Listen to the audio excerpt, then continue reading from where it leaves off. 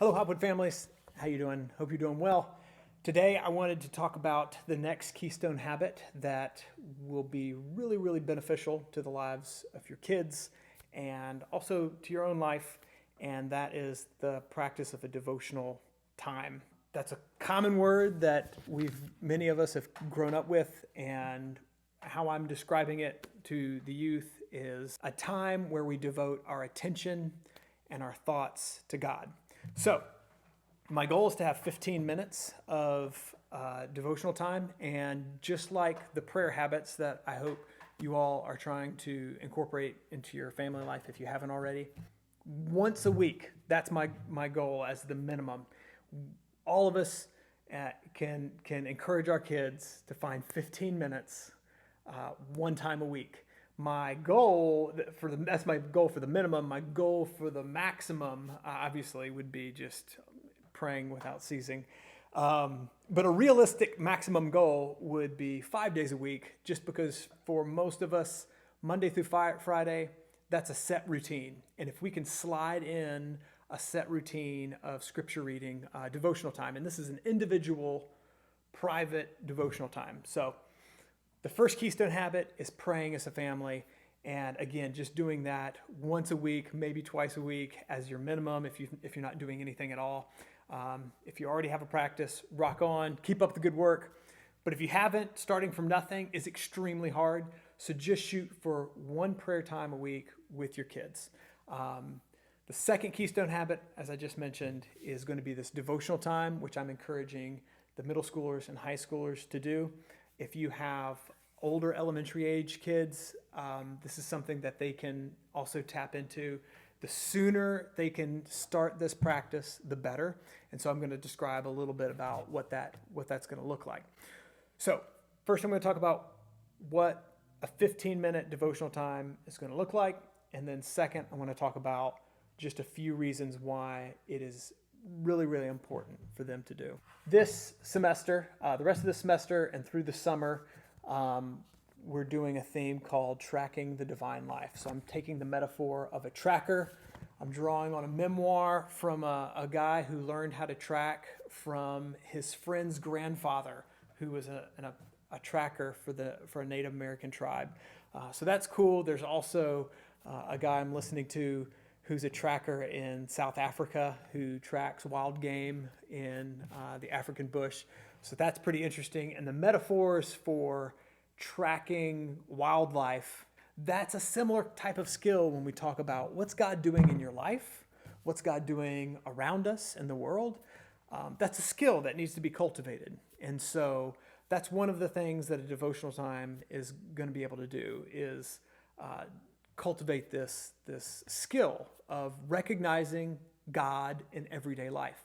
I would say that's a huge part of my goal as a youth minister to these kids is if I can do nothing else but help them to notice God more often and to be better at noticing God in their life and around them, I can die a happy man. So that's the first why that a devotional time is going to be important for them, is it cultivates this practice of noticing God showing up. The second why, and the second aspect that's going to go into this devotional time, is scripture reading, which is kind of along the lines of our second topic in this family group, is how do we get our kids a little bit more educated with scripture. If we're not doing traditional Sunday school, they have to be in some way touching and engaging and encountering scripture. And so devotional time is a perfect time to do that. That way, if they've done that at least once, twice, 3 times a week, then when we get together as in the youth group, as small group, we can then talk about what that time was like. What did they notice in scripture? What did they notice in their prayer life? What did they notice in the world around them? Having a practice where they have to encounter scripture, they have to be still and pray and encounter their own thoughts. These are all like foundational practices that we theoretically can build a lot upon. So This devotional, we're starting off the first 2 weeks. This week and next week, I'm going to print out this little Devo. And then after that, I'm going to show you how you can do this in a journal. So I would like you all to buy just kind of just a standard journal, Barnes & Noble. It can be a notebook. They might already have a journal.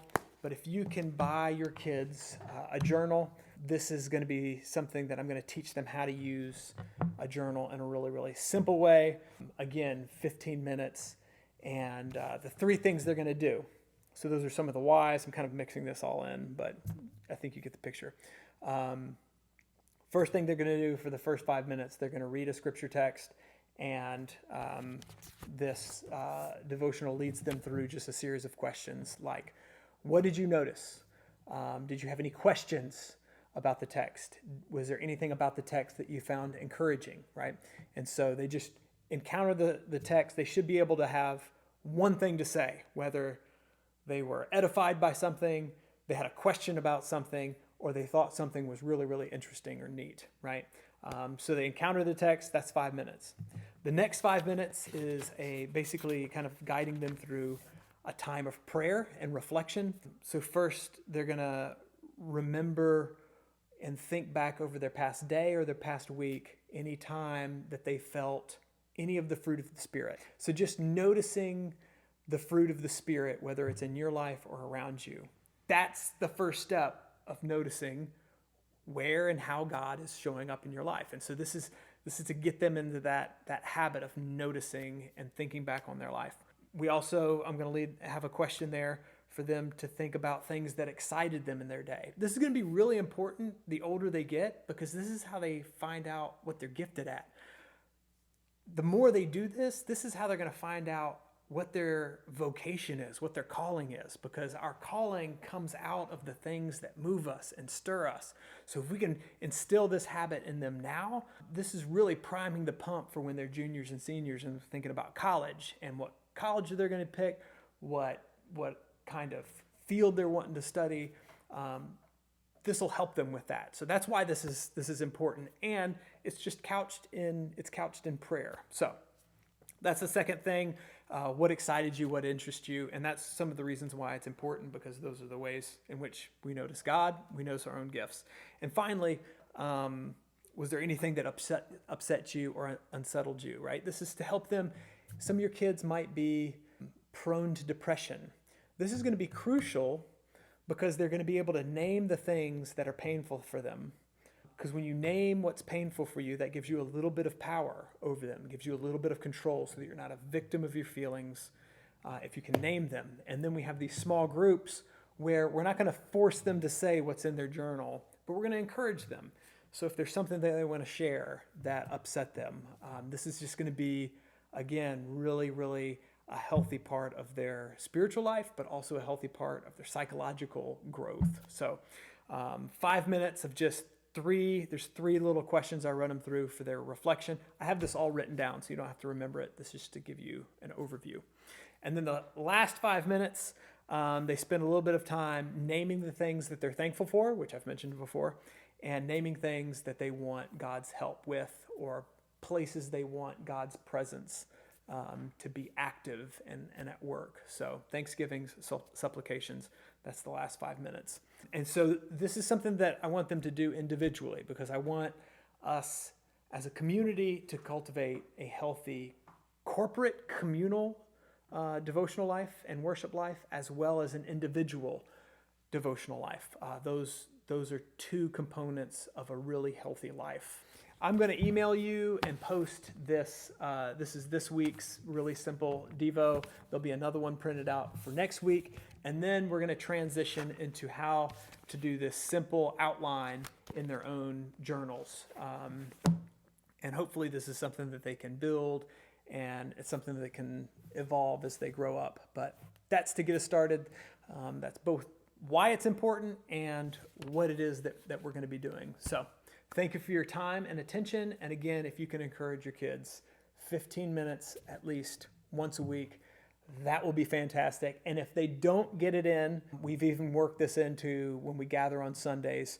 Let's just say they dropped the ball and didn't do it all week. We actually are going to give them about 10 minutes before youth group starts to do this practice. And so just because they didn't do the Devo time doesn't mean they shouldn't show up. Absolutely show up every time. So thanks again. If you have any questions, let me know.